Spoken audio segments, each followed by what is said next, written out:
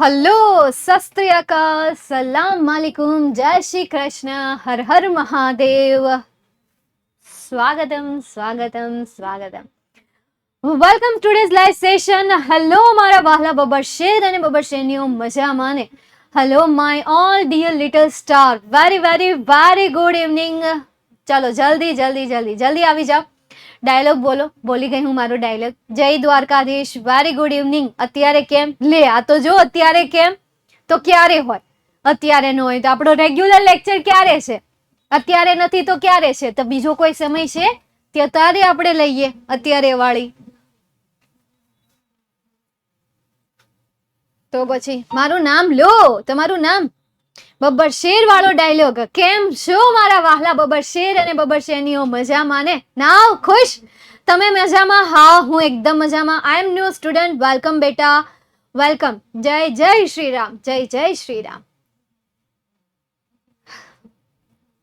Always મજામાં. જય Swaminarayan.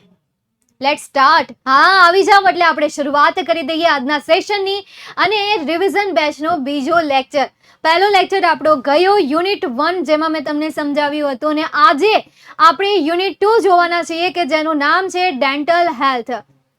Revision બેચમાં આપણે બધા યુનિટ સમજીશું, ડિટેલમાં સમજીશું. દેન આફ્ટર મતલબ કે એમની હું ડિટેલ્સમાં નહીં, સોરી યાર, ડિટેલ્સમાં તો આપણે પહેલા સમજી ગયા નહીં. હું રિવાઇઝ કરાવી દઈશ કેવી સ્ટોરી હતી, કેવું કેવું આપણે એમાં ભણ્યા હતા.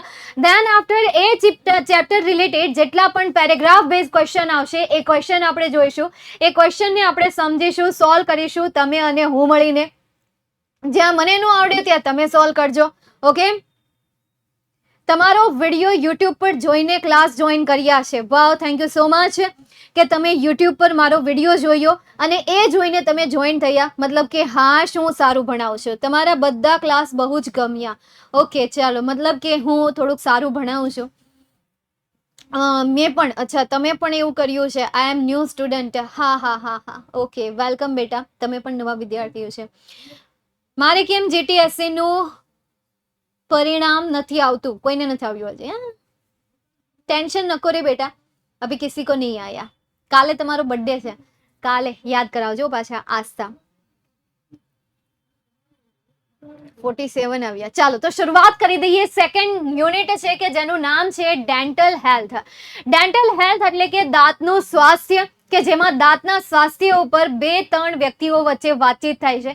શરૂઆત થાય છે સોનિયાથી. સોનિયા કે જે કંઈક 9મા 10મા ધોરણમાં ભણતી હશે, 8મા 9મા 10મા ધોરણમાં ભણતી હશે. એમને અચાનક દાંતમાં દુખાવો થાય છે અને એ દુખાવો એટલો અસહ્ય હોય છે કે નથી તો એ ખાઈ શકતી, નથી એ ઘરે શાંતિથી સૂઈ શકતી, નથી એ ઘરે શાંતિથી બેસી શકતી, કોઈ પણ કાર્ય નથી કરી શકતી. એટલો એનો દાંતમાં દુખાવો છે. એટલે એના ઘરમાં એના કાકા જે છે, કાકા કહે છે કે આપણે હવે ડેન્ટિસ્ટને ત્યાં જવું જોઈએ.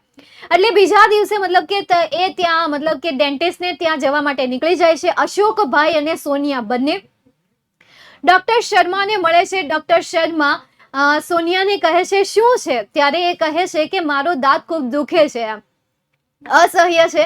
ત્યારે ડોક્ટર શર્મા એને વિનંતી કરે છે કે તારું મોઢું ખોલે. ત્યારે માંડ માંડ કરીને એનું થોડું અમથું મોઢું ખોલે છે અને કહે છે ઓ મા, ઇટ્સ અનબિયરેબલ, એટલે કે તે અસહ્ય છે. ત્યારે ડોક્ટર શર્મા એના મોં તરફ એક લાઇટ હોય છે કે જેના દ્વારા જોઈ શકે કે એના દાંતને શું થયું છે. જોવે છે તો ત્યાં એક કેવિટી હોય છે, એટલે એ જોઈને કહે છે કે આને એક કેવિટી થઈ છે. અત્યારે તો આ દર્દને ઓછું કરવા માટેની હું કેટલીક દવા આપું છું, લખીને આપું છું. બીજા દિવસે એને આવવાનું રહેશે અને આ કેવિટી જે છે એ કેવિટીને ફિલ કરવાની રહેશે. એટલે દવા લઈને એ જતા રહે છે અને પછી નીકળતા કહે છે કે ભાઈ હું કાલે તો અશોકભાઈ, એમના જે કાકા છે ડોક્ટર, આ જે સોનિયા છે, સોનિયાના કાકા કહે છે કે ભાઈ હું તો છું ને, એટલે કઈ રીતે આવશે? ત્યારે ડોક્ટર શર્મા કહે છે કે ભાઈ હવે સોનિયા મોટી થઈ ગઈ છે, બહાદુર છે, સમજદાર છે, એની જાતે આવી શકે છે, જાતે મતલબ કે અહીંયા પહોંચી શકે છે. એટલે સોનિયા કહે છે કે હા હા હું એકલા આવી જઈશ, હરક પદુડી થઈને કહી દે છે કે હા હા. બીજા દિવસે સોનિયા ત્યાં પહોંચી જાય છે. ત્યારબાદ ડોક્ટર શર્મા જે છે એ એના દાંતને સાફ કરવા માટે, એના દાંતની અંદર જે ખાડો પડી ગયો છે, પોલાણ થઈ ગઈ છે, એ પોલાણને ભરવા માટે એક મટીરિયલનો યુઝ કરે છે, એક મશીનરી, એક ટેકનોલોજીનો યુઝ કરે છે અને એના દાંતને રિપેર કરે છે. ત્યારબાદ ડોક્ટર શર્મા પાસે કોઈ પેશન્ટ નથી હોતા, એ દિવસે ફ્રી હોય છે, એટલે એ આ સોનિયા સાથે થોડીક વાતો કરે છે. સોનિયા પણ એમની સાથે કેટલીક વાતો કરે છે, કેટલાક સવાલ પૂછે છે. જેમાંનો પહેલો સવાલ છે કે મારી એક ફ્રેન્ડ છે કે જેને ગમાણિયા દાંત છે, આડાહવડા દાંત છે, અને એ દાંતના લીધે એને ક્લાસમાં શરમ આવે છે, અથવા તો આડાહવડા હોય, કોઈને બાર હોય, કોઈને વધારે પડતા અંદર દાંત હોય. તમે કદાચ જોયું હશે કે કોઈ બ્રેસીસ પહેરતા હોય, મતલબ કે અહીંયા જે દાંતને અંદર નાખવા માટેના, દાંતને બહાર કાઢવા માટેના સ્ટીલના જે બ્રેસીસ આવતા હોય, એ બ્રેસીસ પહેરતા હોય. શું કામ? તો કોઈને વધારે પડતા અંદર હોય, તો કોઈને વધારે પડતા બહાર હોય, તો એને વ્યવસ્થિત કરવા માટે, વ્યવસ્થિત અલાઇનમાં લાવવા માટે એ બધી પ્રોસેસ આવતી હોય છે. એટલે એ કહે છે કે ભાઈ એને શું કરવું જોઈએ? તો ભાઈ એને સ્પેશિયાલિસ્ટની એક મદદ લેવી જોઈએ અને એના દ્વારા એ કરેક્ટ કરી પણ શકે છે. પણ જે કુદરતી વસ્તુ છે એના કોઈ દિવસ પણ શરમ આવવાની જરૂર નથી, કારણ કે એ એક કુદરતી છે. બીજી એની એક ફ્રેન્ડ છે કે જે દાદરથી પડી ગઈ હતી અને એના કારણે એનો એક જે દાંત છે એ અડધો તૂટી ગયો હતો. તો એને શું કરવું જોઈએ? તો ત્યારે પણ કહે છે કે એને સ્પેશિયાલિસ્ટની વિઝિટ લેવી જોઈએ. ત્યારે સોનિયા કહે છે શું હું એમને કહું કે તમારી વિઝિટ લે? ત્યારે ડોક્ટર શર્મા કહે છે કે ના ના, એના માટે બીજું કોઈ સ્પેશિયાલિસ્ટ હોય છે અને એમની સલાહ લેવાની રહેશે અને એમની સલાહ માનવાની રહેશે. બીજી ઘણી બધી ઇન્ફોર્મેશન, જેમ કે મોરલ શું કહેવાય, દાંતના કેટલા પ્રકાર છે, દાંતના કેટલા સ્તર છે, એ બધી વસ્તુ તમે પાઠમાં જોઈ ગયા હશો. કોને તીક્ષ્ણ દાંત કહેવાય, કોને અગ્ર પેઢી કહેવાય, કોને મેઇન મુખ્ય પેઢ કહેવાય, મતલબ કે દાઢ કોને કહેવાય, અગ્ર દાઢ કોને કહેવાય, અગ્ર દાંત કોને કહેવાય, તીક્ષ્ણ દાંત કોને કહેવાય, દાંતને કેટલા લેયર્સ હોય છે, દુધિયો દાંત કોને કહેવાય, અને પરમેનન્ટ જે દાંત છે એ દાંત કોને કહેવાય. દેન આફ્ટર બ્રશ કેવી રીતે કરવું, દાંતની સારવાર કેવી રીતે રાખવી, આ બધી બાબતો તમે ડેન્ટલ હેલ્થનું જે સેકન્ડ યુનિટ છે એ સેકન્ડ યુનિટમાં જોઈ ગયા છીએ, કે જેના પછી કદાચ તમે તમારા દાંતનું સારું એવું ધ્યાન રાખ્યું હશે. બ્રશ રેગ્યુલર કરતા જ હશો, પરંતુ કંઈક એ રીતે શીખી ગયા હશો કે જે રીત તમને આ પાઠમાં શીખવાડવામાં આવી છે, જે મેથડ તમને આ યુનિટમાં શીખવાડવામાં આવી છે, હે ને? ચાલો, તો હવે આપણે શરૂઆત કરીએ પેરેગ્રાફ બેઝ ક્વેશ્ચન આન્સરની. પેરેગ્રાફ ઉપરથી કેટલાક સવાલ પૂછાય, એ સવાલને સોલ્વ કરતા શીખીએ. બાકી મને ખબર જ છે 95% સ્ટુડન્ટ કે જે ક્વેશ્ચન રીડ કરે અને એમાંના સ્પેલિંગ ઉપરના પેરેગ્રાફમાં મેચ કરે, જ્યાં મેચ થતા હોય ત્યાંથી લખવાની શરૂઆત કરે અને જ્યાં ફૂલ સ્ટોપ આવે ત્યાં સુધી લખીએ જાય, લખીએ જાય, લખીએ જાય, લખીએ જાય, લખીએ જાય, બસ એ રીતે કરે જાય. તો એવો કંઈક મતલબ કે એવી રીતે કરતા હશો. પણ ઠીક છે યાર, અત્યારે હું શીખવાડું છું તો અત્યારે તુક્કા મારવાની જગ્યાએ સમજીને આપણે એને સોલ્વ કરીએ, હે ને? ચાલો જોઈએ હવે આપણે first question. Why did the doctor give medicine to Sonia? ડોક્ટરે સોનિયાને મેડિસિન શા માટે આપી હતી? તો reduce or subside the pain, પેઇનને ઘટાડવા માટે. શું કામ? પેઇનને ઘટાડવા અથવા તો ફર્ધર ટ્રીટમેન્ટ માટે. For further treatment, further treatment માટે, અથવા તો તેની જે પેઇન છે એ પેઇનને ઘટાડવા માટે. તો ધ ડોક્ટર ગેવ, અહીંયા જે તમને ડીડ આપેલું છે એ ડીડનું શું થઈ જશે? પાસ્ટ ફોર્મ થઈ જશે. તો આપણે અહીંયા લખીએ ધ ડોક્ટર ગીવ આપેલું છે તો એ ગીવનું શું થઈ જશે? Gave, past form. Gave medicines, gave medicines to Sonia for subsiding sub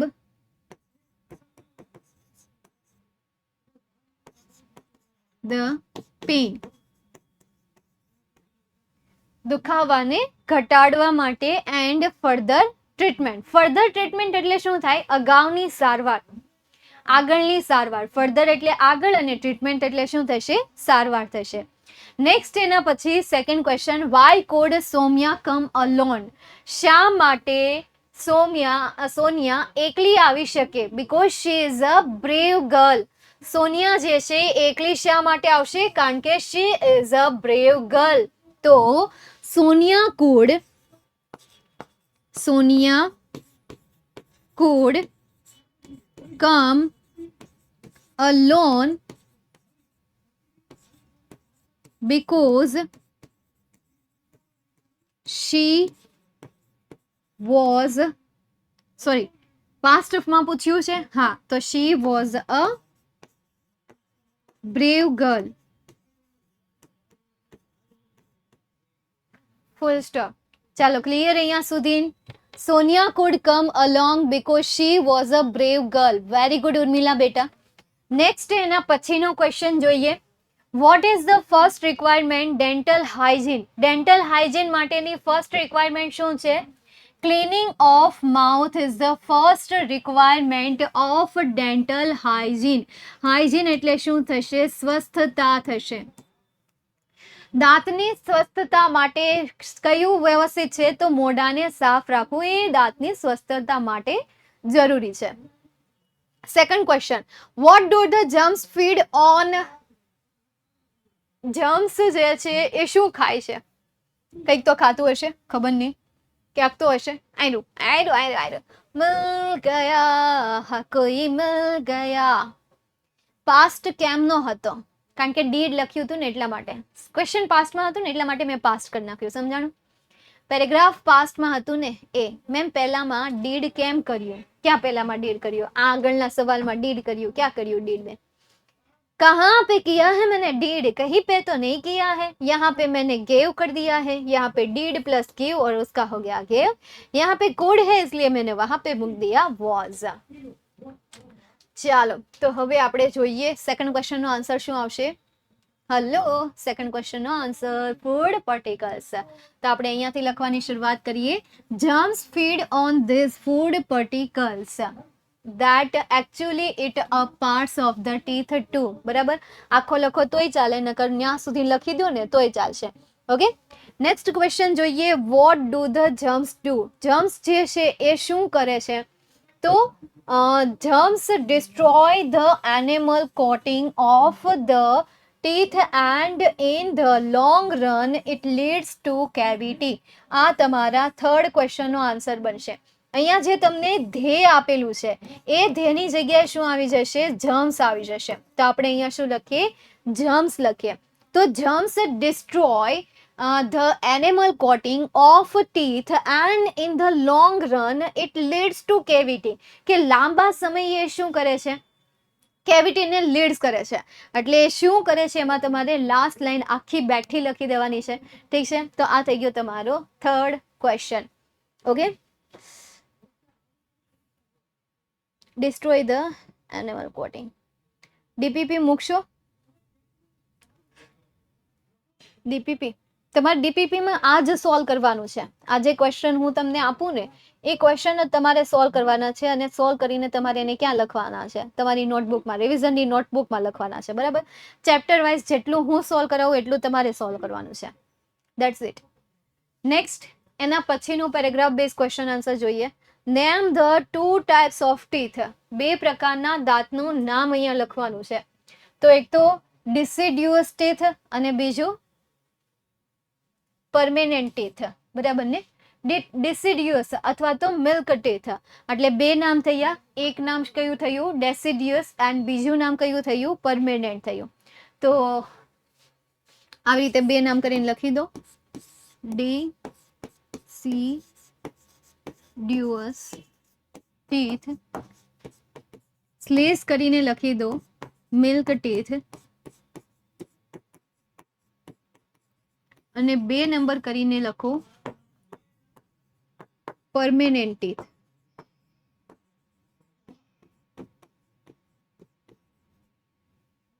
full stop. Done અહીંયા સુધી? ચાલો નેક્સ્ટ એના પછી વોટ ઇઝ મોલર. તો મોલરની જ્યાં ડેફિનેશન આપી હોય એ તમારે લખવાનું છે. તો અહીંયા તમને કીધું જ છે it is a kind of teeth. તો બસ આટલો જ આન્સર આવશે. તો અહીંયા જે તમને ઈટ આપેલું છે એ ઈટની જગ્યાએ શું આવશે? મોલર આવશે. Molar is a kind of teeth. એ એક દાંતનો પ્રકાર છે. Permanent teeth, kind of teeth, બીજું તો આપણે કંઈ ન કહીએ, કાઇન્ડ ઓફ ટીથ કરી દઈએ. પરમેનન્ટ ટીથ કેવું કંઈ લખવાની જરૂર નથી. નેક્સ્ટ એના પછી લખો તો ખોટું ન પડે. એના પછી આગળ જઈએ. First question, what is an animal. Animal શું છે? તો animal coating, what is that? So for that you need to understand the construction of our teeth. Our teeth have 3 layers. The uppermost white layer is called enamel. It is a hardest and strongest part of our body. તો અહીંયાથી જ answer આવશે ને, 80 થી જ answer આવશે, કારણ કે ફર્સ્ટ લેયર કે જેને એનિમલ કોટિંગ કહેવામાં આવે છે અને એ જે છે સખત અને સ્ટ્રોંગેસ્ટ પાર્ટ છે આપણા શરીરનો. તો એ જ આન્સર આવશે ને. ચાલો તો ત્યાંથી લખવાની શરૂઆત કરીએ. અહીંયા જ્યાં તમને ઈટ આપેલું છે એ ઈટને દૂર કરીને શું લખવાનું છે? એનિમલ લખવાનું છે. તો આપણે અહીંયા લખી દઈએ animal. Animal is the hardest and strongest part of our body. આ તમારા ફર્સ્ટ ક્વેશ્ચનનો આન્સર આવશે. Second question, what is dentine. કે ભાઈ ડેન્ટિન શું છે એ કહેવાનું છે. તો સેકન્ડ લેયર શેનું છે? ડેન્ટિનનું છે. તો એ ડેન્ટિનનું તમને અહીંયા આપ્યું હશે. It is a slightly yellowish. બસ આટલું જ લખવાનું છે. થર્ડ ક્વેશ્ચન શું છે? What is dental pulp. Dental pulp શું છે? તો it is intermost layer is called, અથવા તો in your molar there was a cavity. હા, તો it is a innermost layer. કે ભાઈ ડેન્ટલ પલ્પ જે છે એ ડેન્ટલ પલ્પ ઇનરમોસ્ટ લેયર છે, કે એ શું છે? ઇનરમોસ્ટ લેયર છે. ચાલો ક્લિયર અહીંયા સુધી? હે ભગવાન,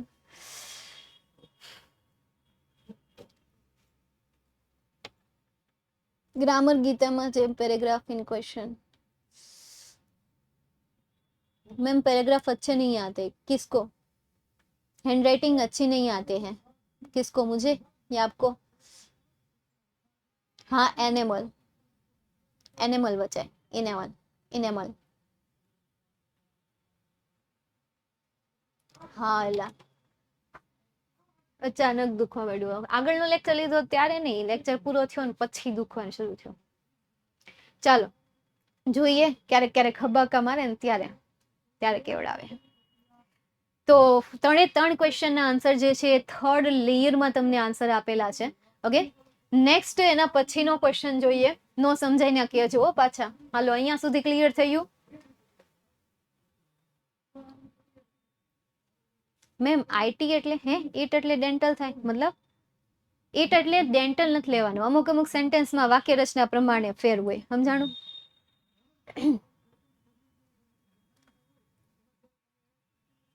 જેમ કે આપણે અહીંયા ઈટની વાત કરીએ, આ ઈટ, તો ઈ ઈટ આ એનિમલ માટે યુઝ થયું છે. એ ગુજરાતી કરીએ ને તો આપણને સમજાય.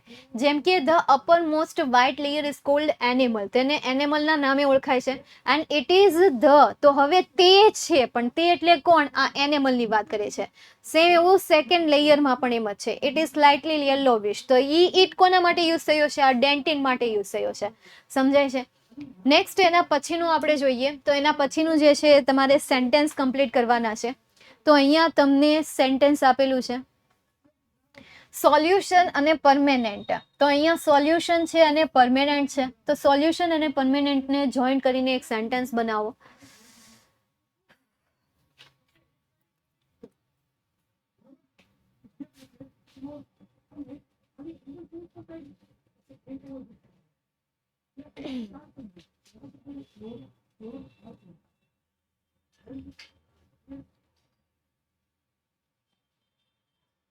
It is a permanent solution of this problem. એને સેન્ટેન્સ કેવું બને? સેલ્યુટ છે. It is a permanent solution of this problem.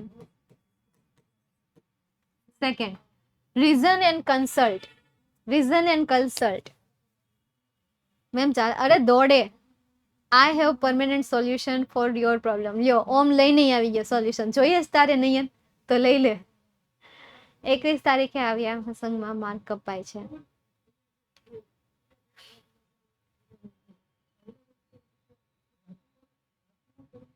Face pimples નું ભણાવો તો પ્લીઝ. હે ફેસ પિમ્પલ્સ આગળના લેક્ચર જોઈ લે ફેસ પિમ્પલ વાળી. I consult with man for some reason. Okay. I consult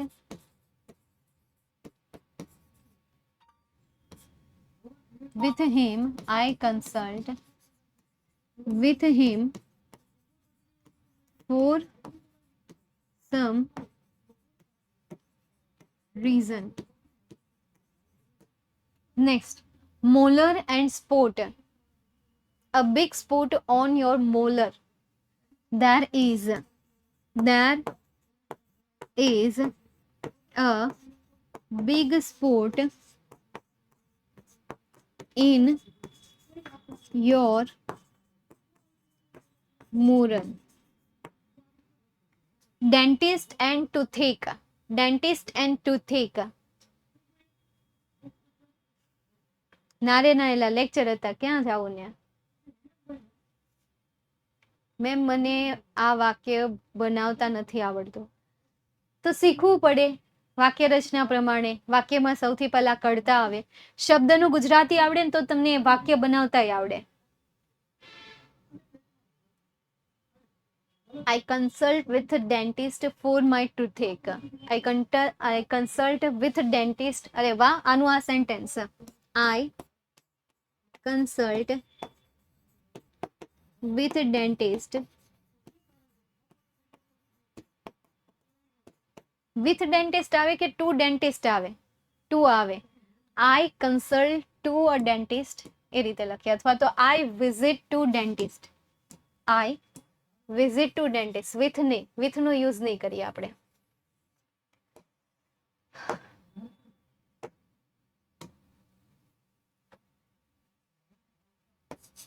I visit to dentist. પછી હું લખ્યું હતું for toothache. For my toothache. બરાબર ને? સાચું બનાવ્યું છે? ના, એવું નથી બનાવવાનું. વોટ ઇઝ વાળું તમે જે કીધું ને એવું નથી બનાવવાનું. બનાવતા નહીં હો. Perfect. Thank you so much. Next એના પછી તમે ન હોત તો હું આ સેન્ટેન્સ બનાવી જ ન શકી હોત. તમે છો એટલે હું બનાવી શકે. This is the power of my students.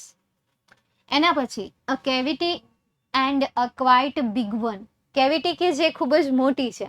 આ સેન્ટેન્સ કોના દ્વારા બોલાયું છે અને કોને કહેવાયેલું છે એ તમારે કહેવાનું છે. મને ઈમેલ નથી આવડતો. ઈમેલની ફોર્મેટ મેં સમજાવેલી છે. સ્પોટ મતલબ કે ડાઘો. Doctor Sharma said to Sonia. Doctor Sharma said to Sonia, I brush my teeth only in the morning. Second, Sonia said to Dr. Sharma. Sonia said to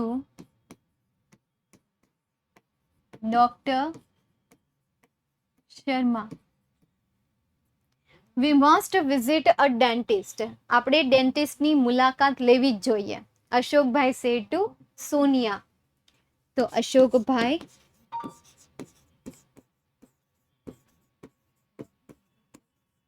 said to Sonia. What's the matter with you? What's the matter with you? What's the matter with you? Dr. Sharma said to Sonia. Dr. Sharma said to શૂન્ય. મારા અક્ષર જુઓ કેટલા મસ્ત નીકળે ને. ચાલો next એના પછી it is unbearable. It is unbearable. Doctor Sharma said to Sonia. આમાં ઇઝ આવશે. Sonia said to doctor Sharma. Sonia said to doctor Sharma. Full stop. ચાલો ક્લિયર અહીંયા સુધી. હવે એના પછી શું આવે તમારા પાઠમાંથી બીજું શું પૂછાય? ખાલી જગ્યા. ઓકે ચાલો ખાલી જગ્યાને સોલ્વ કરીએ હવે. First blank. Thank you very much for your ખાલી જગ્યા suggestions. Advance suggestion, valuable suggestion કે પછી ડેન્ટલ સજેશન્સ? ત્રીજું, પહેલું, બીજું તંબુરો. વેલ્યુએબલ આવશે. શું આવશે? વેલ્યુએબલ. તો આપણે અહીંયા શું લખીએ? વેલ્યુએબલ. Valuable suggestion. ઇન્ડીડ ખાલી જગ્યા સાયન્સ. તો સેકન્ડ બ્લેન્કનો આન્સર શું આવશે? એડવાન્સ્ડ. તો આપણે અહીંયા શું લખીએ? એડવાન્સ્ડ લખીએ. હવે કયો શબ્દ વધ્યો? એક શબ્દ, dental. Science has a dental a lot. Advanced science, dental science has a valuable science. Dental science has a પાક્કું અહીંયા વેલ ડેન્ટલ જ આવશે ને. હેઝ અ ડેન્ટલ અ લોટ. આજ મૂકી દઈએ ને. ત્રીજાનું ત્રીજું dental. You are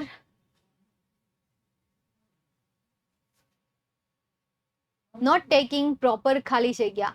Before of your teeth, twice of your teeth કે care of your teeth? care. તો અહીંયા આન્સર શું આવશે? care. You must brush your teeth properly ખાલી જગ્યા a day, twice a day. તો અહીંયા શું આન્સર આવશે? twice a day. Once in the morning, once ખાલી જગ્યા you go to bed. તો અહીંયા બિફોર. હવે એક શબ્દ વધ્યો એ ક્યાં આવશે? બિફોર. તો આપણે અહીંયા લખી દઈએ બિફોર. નેક્સ્ટ એના પછી વેલ શી નીડ્સ ટુ ખાલી જગ્યા અ ડેન્ટિસ્ટ.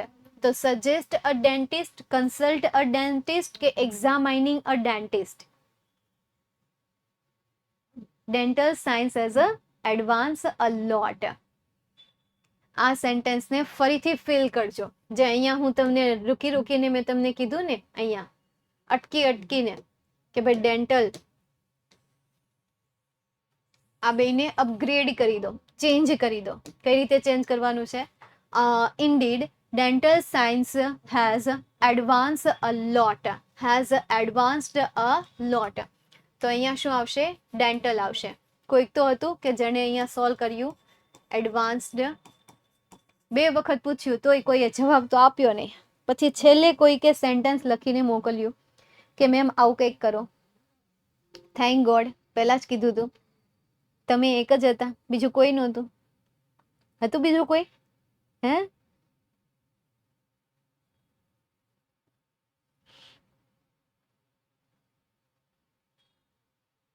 હા દોઢા. પાછા ના કહે છે ના. ચાલો નેક્સ્ટ ક્યાં હતા હવે આપણે? અહીંયા. હવે બે વખત પૂછું ને ત્યારે વિચારજો. ઓકે. શી નીડ્સ ટુ ખાલી જગ્યા. તો ફર્સ્ટ બ્લેન્કમાં આન્સર શું આવશે? કન્સલ્ટ. તો અહીંયા આપણે લખી દઈએ અહીંયા કન્સલ્ટ. કન્સલ્ટ ડેન્ટિસ્ટ આફ્ટર ખાલી જગ્યા હર ટીથ. આફ્ટર ખાલી જગ્યા હર ટીથ. એક્ઝામાઇન કે સજેસ્ટેડ? એક્ઝામાઇનિંગ.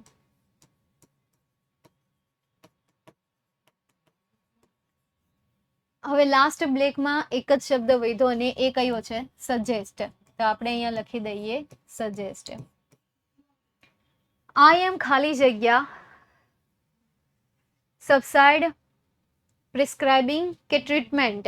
સબસાઇડ પ્રિસ્ક્રાઇબિંગ કે ટ્રીટમેન્ટ? પ્રિસ્ક્રાઇબિંગ. તો આપણે અહીંયા લખીએ prescribing. Prescribing some medicines today. The pain will ખાલી જગ્યા સબસાઇડ કે ટ્રીટમેન્ટ? સબસાઇડ. બીજી ખાલી જગ્યામાં પહેલું આવશે. આખું લખો ને એલા. હું પેલું મંડી પડ્યા છો. અહીંયા હું આખું લખું છું, તમે ત્યાં અડધું લખો છો, શોર્ટમાં લખે શાળા, સ્પેલિંગ પાકો નહીં થાય. મંડી પડ્યા છો શોર્ટ આન્સર લખવા, લખો આમ આખું. લાસ્ટ બ્લેન્કમાં હવે શું વધ્યું? એકલતો શબ્દ વધ્યો. Than only the further treatment, તો એના પછીમાં શું આવશે? ટ્રીટમેન્ટ. તો આપણે અહીંયા લખીએ ટ્રીટમેન્ટ. ચલો દેટ્સ ઇટ. તો ચેપ્ટર બેઝ તમને કંઈક આટલું પૂછાય છે. Fill in the blank, then after who say to whom, then after make a meaningful sentence and paragraph based question answer. This is your unit 2 second. અહીંયા જો કે ફર્સ્ટ લખેલું હતું, ક્યાં બધામાં ફર્સ્ટ લખેલું છે? વાવ, બધામાં યુનિટ ફર્સ્ટ લખેલું છે. હા, કોઈકે મને કીધું તો હતું, પણ મેં કીધું હું કહેતા હોય કોને ખબર છે, પણ પછી મને સમજાણું. અત્યારે હમણાં બંધ કરું છું ને ત્યારે સમજાય છે. જીટીએસસી નું પરિણામ જે છે, પરિણામની ડેટ જે છે એ ડેટ તો તમને કહી દીધી છે, પરંતુ તો પણ એ મને ફાઇનલ નથી લાગતી. એટલે જ્યારે વિદ્યાર્થીઓ મને પૂછે ત્યારે હું એને એમ જ કહું છું કે મારી પાસે એનો કોઈ આઈડિયા નથી. જે પણ અપડેટ હશે એ અપડેટ તમને સાહિલભાઈ યુટ્યુબ અથવા સોશિયલ મીડિયા દ્વારા તમારા સુધી ઇન્ફોર્મેશનને પહોંચાડી દેશે. વાક્યના પ્રકાર જણાવો. વાક્યના પ્રકાર સૌથી પહેલા સમજી લો. 5 વાક્યના પ્રકાર હોય છે. નંબર 1 હકાર વાક્ય, નંબર 2 નકાર વાક્ય, નંબર 3 પ્રશ્નાર્થ વાક્ય, નંબર 4 આજ્ઞાર્થ વાક્ય, નંબર 5 ઉદ્ગાર વાક્ય. હજી છે નંબર 6 બીજું કયું આવે છે? એ વાક્યના પ્રકારને કંઈક કહેવાય છે. कोई कहे कहता रहे कितना भी हमको दीवा. શુભેચ્છા દર્શક. જો શુભેચ્છા દર્શક કે જેમાં આપણે કોઈને ગુડ મોર્નિંગ કહીએ છીએ, આઈ એમ ફાઇન કહીએ છીએ, ગેટ વેલ સૂન કહીએ છીએ, સી યુ સૂન કહીએ છીએ, તો એને કેવા સેન્ટેન્સ કહેવાય છે? શુભેચ્છા દર્શક સેન્ટેન્સીસ. તો આટલા સેન્ટેન્સના પ્રકાર છે. ઓકે, કાળબાળ છે.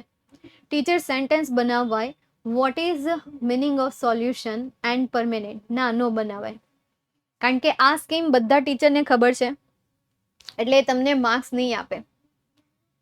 કારણ કે મોટાભાગના વિદ્યાર્થી આ સ્કીમ યુઝ કરતા હોય. ટીચરને ખબર જ છે કે છોકરા એને રમાડે છે. તમને શું લાગે કે તમે કોઈ સ્કીમ કરશો અને મેડમને ખબર નહીં પડે, તમારા સર શિક્ષકોને ખબર નહીં પડે? હે, બધાને પડે. હા, નહીં તો વળી. You know meaning of solution and permanent. I know the meaning of permanent and solution. Okay, so don't say. ચાલો, નું ના પાડે. કોણ ના પાડે છે? ઓકે મેમ, સી યુ સૂન. ક્યાં જાવ સેલા? હાલો ને આપણે હજી સમજી લઈએ. એમ મારી ઉતાવળ હોવી જોઈએ. આ તો એને જવાની ઉતાવળ છે. મારી પાસે હજી એક પીપીટી તૈયાર છે, શરૂ કરવી છે આપણે એની. ડુ એસ ડાયરેક્ટની છે, કાલે ભણાવવાની છું ને. આજે આપણે થોડું ઘણું એનું ચાલુ કરી દેવું, પછી કાલે 3જું ચેપ્ટર એ ચાલુ કરી દેશું. ચાલો તો શરૂઆત કરીએ. તો ડુએસ ડાયરેક્ટમાં સૌથી પહેલા તો કેટલા ટોપિક આવે છે એ તમને ખબર હોવી જોઈએ. ડુએસ ડાયરેક્ટમાં તમને જેન્ડર બેઝ ક્વેશ્ચન પૂછાય છે, તમને ટેન્સ બેઝ કાં તો ક્વેશ્ચન પૂછાય, કાં તો તમને સિંગ્યુલર ઓર પ્લુરલ બેઝ ક્વેશ્ચન પૂછાય. બરાબર, આ ત્રણમાંથી કોઈ પણ એક હોય. જેન્ડર, ટેન્સ, સિંગ્યુલર, પ્લુરલ, અને એના પછી પેસિવ વોઇસનું સેન્ટેન્સ. આ કમ્પલસરી છે. કેવું છે? આ કમ્પલસરી તમને પૂછાશે. પરંતુ જેન્ડર, ટેન્સ, સિંગ્યુલર, પ્લુરલ એ ત્રણમાંથી એકાદું હશે. આ ત્રણમાંથી કોઈ પણ એકાદું હશે. એમાં સૌથી મહત્વની બાબત કઈ છે? આ ટેન્સનું. આ ટેન્સ તમને આવડતા હશે ને તો આની ઉપરથી તમને પેસિવ વોઇસ આવડશે, આની ઉપરથી તમને WH ક્વેશ્ચન આવડશે, આની ઉપરથી તમને ફંક્શન આવડશે, એની જ ઉપરથી તમને રિપોર્ટેડ સ્પીચ આવશે, એડિટિંગ આવડશે. હે, આ બધા જે ક્વેશ્ચન છે, ક્વેશ્ચન કોના ઉપર ડિપેન્ડેડ છે? ટેન્સ ઉપર ડિપેન્ડેડ છે. તો જોઈએ હવે આપણે સૌથી પહેલા તો ટેન્સ. બરાબર, ટેન્સને અત્યારે તમારે 3 કાળ પ્રમાણે જ સમજવાનું છે. કયા 3 કાળ? એક તો વર્તમાન કાળ, બરાબર. બીજું છે ભૂતકાળ. અત્યારે તમે નાના છો, હજી તો 9મા ધોરણમાં ભણો છો, ભલે આમ ઢગા થઈ ગયા છો, પરંતુ છો તો હજી નાના તે. અને ત્રીજું છે ભવિષ્યકાળ. બરાબર, આ 3 કાળ છે. હવે એ 3 કાળમાં આ રીતે સમજો કે જો તમને સેન્ટેન્સમાં ડુ અથવા તો ડઝ એની સાથે V1 નું ફોર્મ આપેલું હોય અને એનું ભૂતકાળ કરવાનું થાય તો મેમ એનું ભૂતકાળ શું થાય? તો એનું બેટા ડીડ અને એની સાથે V1 નું ફોર્મ થાય. મેમ હવે ભવિષ્યકાળ કરવાનું કીધું હોય તો શું થાય? તો એનું will પ્લસ V1 નું ફોર્મ થાય. ઓકે, આ તમારા પહેલા સવાલનો જવાબ. હવે આપણે બીજા સવાલનો જવાબ લખીએ. મેમ ફોર એક્ઝામ્પલ સેન્ટેન્સમાં ખાલી V1 નું ફોર્મ આપેલું છે અથવા તો સેન્ટેન્સમાં V5 નું ફોર્મ આપેલું છે અને એનું ભૂતકાળ કરવાનું થાય તો મેમ શું થાય? તો બેટા એનું ડીડ પ્લસ V1 ન થાય પરંતુ V2 નું ફોર્મ થાય. શું થાય? ક્રિયાપદનું ભૂતકાળનું રૂપ થાય. તમે ઓલું શીખ્યા હશો કે કોઈ પણ ક્રિયાપદની પાછળ આ વસ્તુ હોય તો એને દૂર કરીને s લાગે, એને દૂર કરીને es લાગે, એને દૂર કરીને ies લાગે, એને દૂર કરીને ves લાગે. આવું તમે શીખી ગયા હશો, આવું તમે જોઈ ગયા છો. હાલો, આવું તમે શીખી ગયા હશો, આવું તમે જોઈ ગયા હશો. તો એને શું કહેવાય? V5 કહેવાય. હવે કેટલાક નવા વિદ્યાર્થીઓ આજે જોઈન થયા છે તો કદાચ એમને ખ્યાલ નહીં હોય V1 કોને કહેવાય, V2 કોને કહેવાય, V3 કોને કહેવાય, V4 કોને કહેવાય, V5 કોને કહેવાય, રાઈટ?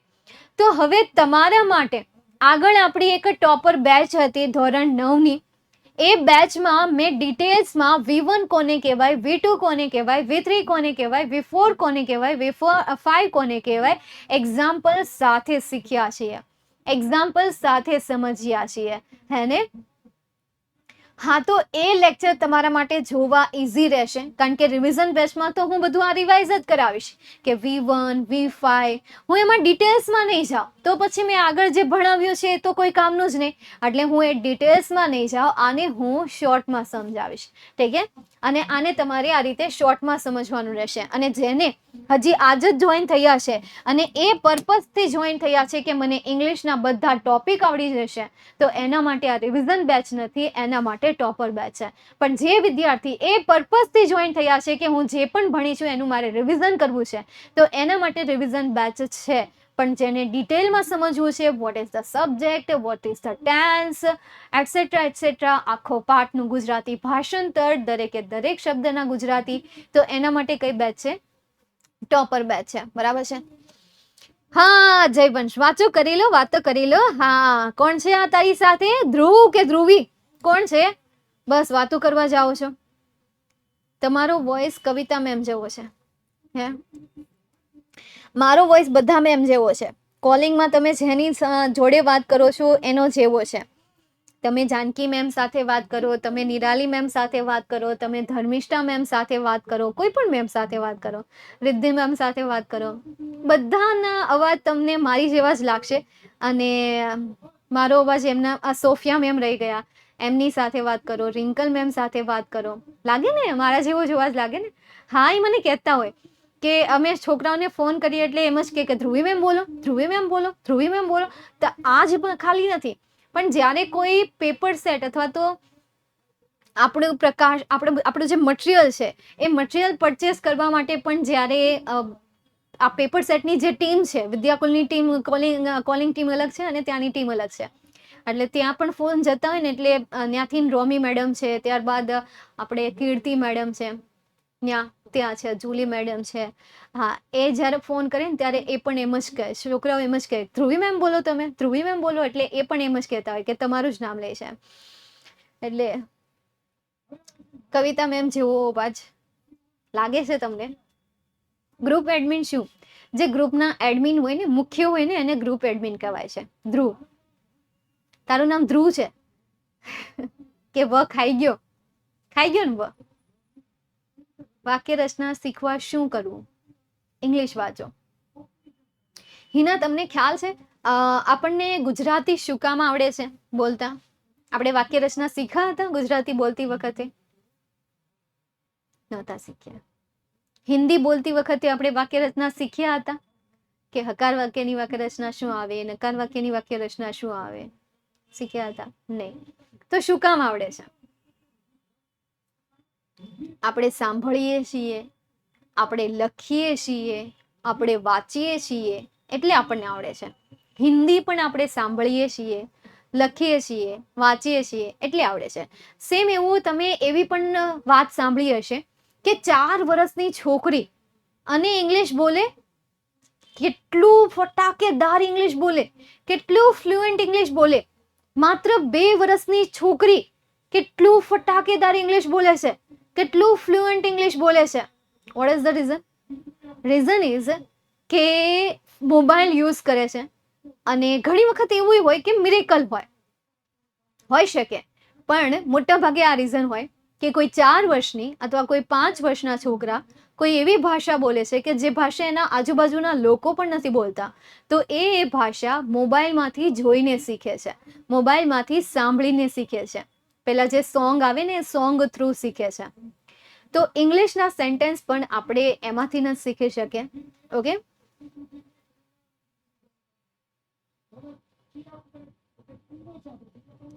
તમારા મોઢામાંથી અમુક વાર સેની જગ્યાએ સ શબ્દ નીકળે. સાંદી પડી છે ને એટલે સાંદીના લીધે આજે જ નીકળે છે, પછી પણ રોજ નથી નીકળતો. પૂછો. I am speaking English very well. Yes, you are right. Ma'am, topper બેચમાં રેકોર્ડિંગ લેક્ચર કેમ નથી આવતા? હવે જે લોકો બહુ લેટ જોઈન થયા છે એમની મને નથી ખબર. એમણે જેમની મતલબ કે પેમેન્ટનો સ્ક્રીનશોટ મોકલ્યો છે એમને ફોન કરીને પૂછી લેજો. ઓકે, જેમને નથી પૂછ્યો. જીટીએસસી એક એક્ઝામ હતી આપણે અહીંયા વિદ્યાકુલ તરફથી. ચાલો, તો હવે પાછા આપણા ટોપિકને કન્ટિન્યુ કરીએ. ફોર એક્ઝામ્પલ V2 છે, એને ભવિષ્યકાળમાં કન્વર્ટ કરો તો એનું શું થાય? સેમ એ જ થાય, વિલ પ્લસ V1 નું ફોર્મ. નેક્સ્ટ એના પછીના આપણે સેન્ટેન્સની વાત કરીએ. તમને સેન્ટેન્સમાં વર્તમાન કાળમાં જો તમને એમ, ઇઝ, આર આપેલું હોય અને એની સાથે ક્રિયાપદનું V4 નું ફોર્મ આપેલું હોય, તો પાસ્ટ ફોર્મ કરતી વખતે શું થશે? વોઝ, વર અને એની સાથે V4 નું ફોર્મ. ત્યારબાદ ભવિષ્યકાળ કરવાનું હોય તો શું થાય? તો will plus B plus V4 નું ફોર્મ કરવાનું રહેશે. ઓકે, એકદમ ઇઝી છે. નેક્સ્ટ એના પછી આગળ જોઈએ, એના પછીનું આપણે સોલ્વ કરીએ. જેમ કે સેન્ટેન્સમાં તમને હેવ અથવા તો હેઝ અને એની સાથે V3 નું ફોર્મ આપ્યું હોય, તો એનું ભૂતકાળ કરતી વખતે શું થાય? તો બેટા હેડ પ્લસ V3 નું ફોર્મ. ભવિષ્યકાળ કરતી વખતે will plus have plus V3 નું ફોર્મ. નેક્સ્ટ એના પછી આગળ જોઈએ. હવે ફોર એક્ઝામ્પલ તમને સેન્ટેન્સમાં કેન આપેલું હોય તો એનું ભૂતકાળ કરતી વખતે શું થાય? કુડ થાય. સેમ એનું ભવિષ્યકાળ કરતી વખતે શું થાય? કેન જ થાય. બરાબર. સેમ એવો બીજો શબ્દ છે, જેમ કે તમને સેન્ટેન્સમાં મે આપેલું છે તો એ મેનું ભૂતકાળ કરતી વખતે શું થશે? માઇટ. પણ એનું ભવિષ્યકાળ કરતી વખતે શું થશે? મે થશે. મતલબ કે મે વર્તમાન અને ભવિષ્યકાળમાં એક જ ફોર્મ રહે છે. નેક્સ્ટ એના પછી કોઈ એક્ઝામ્પલ છે તો એ છે હેવ ટુ અને હેઝ ટુ. જો પ્રેઝન્ટ ફોર્મમાં તમને હેવ ટુ અને હેઝ ટુ આપેલું છે તો એનું પાસ્ટ ફોર્મ શું થશે? હેડ ટુ થશે. અને એનું ભૂતકાળના આપણે ભવિષ્યકાળના ફોર્મની વાત કરીએ તો એ પાછું કેવું આવી જશે? હેવ ટુ અને હેઝ ટુ થઈ જશે. હજી એક સેન્ટેન્સ રહી ગયું છે, હજી એક ટેન્સ રહી ગયો છે અને એ ટેન્સ છે હેવ હેઝ બીન વાળો. ફોર એક્ઝામ્પલ તમને વર્તમાન કાળમાં have has been plus ING નું ફોર્મ આપેલું છે, have has been plus V4 નું ફોર્મ આપેલું છે, તો એનું શું થશે? Had plus bin plus V4 અને એનું ભવિષ્ય થશે will plus have plus bin plus V4 નું ફોર્મ. ઓકે, તો આ ટેબલને યાદ રાખો અને આ ટેબલ બેઝ તમારે શું કરવાના છે? ચેન્જીસ કરવાના છે. કેવી રીતે? તો એ મેથડ હું તમને કાલે શીખવાડીશ. ત્યાં સુધીમાં તમારે મને આ કાલે ટેબલ પાકું કરીને દેવાનું છે. બોલી બોલીને યાદ ન રહેતું હોય તો લખી લખીને પાકું કરો, લખી લખીને યાદ ન રહેતું હોય તો બોલી બોલીને પાકું કરો. બેમાંથી જે મેથડનો યુઝ કરવો એ મેથડ યુઝ કરો, પણ તમારે આ ટેબલ યાદ રાખવાનું છે. મતલબ રાખવાનું છે. કાળ ઓળખતા આવડવું જોઈએ. આટલા આટલા શબ્દ હોય તો એને વર્તમાનકાળ કહેવાય, આટલા આટલા શબ્દ હોય તો એને ભૂતકાળ કહેવાય અને આટલા આટલા શબ્દ હોય તો એને ભવિષ્યકાળ કહેવાય. ફોર એક્ઝામ્પલ તમને ડીડ આપેલું છે અને એનું તમને ભવિષ્યકાળ કરવાનું કીધું છે, તો જે જે શબ્દ ભૂતકાળના હશે એ શબ્દનું ભવિષ્યકાળ થશે. For example did plus V1 હોય તો વિલ પ્લસ V1 થાય, ખાલી V2 હોય તો વિલ પ્લસ V1 થાય, then after was were plus V4 હોય તો વિલ બી પ્લસ V4 થાય, હેડ પ્લસ V3 હોય તો વિલ હેવ પ્લસ V3 થાય, કોડ હોય તો કેન થાય, માઇટ હોય તો મે થાય, હેડ ટુ હોય તો હેવ ટુ હેઝ ટુ થાય, હેડ બીન હોય તો will have been plus V4 થાય. સેમ એ રીતે જો તમને વિલ પ્લસ V1 આપ્યું છે અને વર્તમાન કાળ કરવાનું કીધું છે તો ડુડસ પ્લસ V1 થાય, બરાબર છે. અથવા તો શું થઈ જશે, V1 થઈ જશે. વિલ બી પ્લસ V4 હોય તો એમિઝાર થશે. વિલ હેવ હોય તો હેવેસ થઈ જશે. કેનનું તો કેન રહેશે, મેનું મે રહેશે, હેવનું હેવ રહેશે. વિલ હેવ હોય તો ખાલી એનું શું થઈ જશે, હેવેસ થઈ જશે. એટલે આ એક પાકું કરી લેજો. સ્ક્રીનશોટ પાડવાની કોઈ જરૂર તો છે નહીં, પણ તમને મળી જશે, આ PDF ફાઇલ મળી જશે, એટલે તમારે આનું કાંઈ પાડવાની જરૂર નથી. મેમ GTSCનું રિઝલ્ટ તો આવી ગયું છે, અમુકને નહીં આવ્યું હોય ને અમુકને આવી ગયું હશે, બરાબર છે. ચાલો, તો અહીંયા સુધી આપણે આજનો સેશન રાખીએ. કાલે આપણે આ ટોપિક ઉપર ચર્ચા પાછી ચાલુ કરી દઈશું અને ત્રીજું યુનિટ પણ આપણે શરૂ કરી દઈશું. સમય વધશે, એક્ઝામ્પલ સોલ્વ કર્યા પછી, થિયરીને સમજ્યા પછી જો સમય વધશે તો આપણે યુનિટ 3ની પણ શરૂઆત કરી દઈશું. ઓકે, તો catch you later, bye, take care and see you soon.